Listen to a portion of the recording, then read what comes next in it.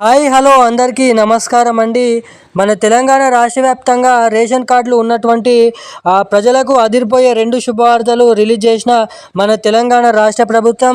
ఇక ఎవరైతే రేషన్ కార్డులు కలిగి ఉన్నారో వారికి మహాలక్ష్మి పథకం కింద మహిళలకు ప్రతి నెల ప్రతి ఇంట్లో ఉన్నటువంటి ఒక మహిళకి 18 నుండి 55 సంవత్సరాలకు పైబడిన ఉన్నటువంటి మహిళలకు 2,500 రూపాయల మహాలక్ష్మి డబ్బులు.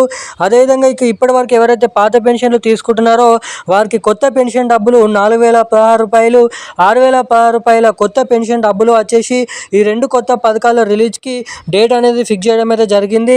ఇక ప్రభుత్వం దగ్గర నిధుల సర్దుబాటు అనేది కరెక్ట్గా ఉంటేనే మనకి రాష్ట్ర వ్యాప్తంగా జరగబోతున్నటువంటి స్థానిక ఎన్నికలు ముగిసిన వెంటనే నవంబర్ నెల ఆఖరి నుంచి 28, 29 తారీఖు నుంచి అయితే ఈ 2 కొత్త పథకాలు రిలీజ్ చేయబోతున్నట్లు సమాచారం. ఇక ఈ పథకాల కింద మీ బ్యాంక్ ఖాతాలలో డబ్బులు జమ కావాలంటే ఖచ్చితంగా కేవైసీ, ఎన్పిసిఐ లింక్ అప్డేట్స్ అనేది చేయించుకొని అయితే ఉండండి. Thank you guys. జై హింద్.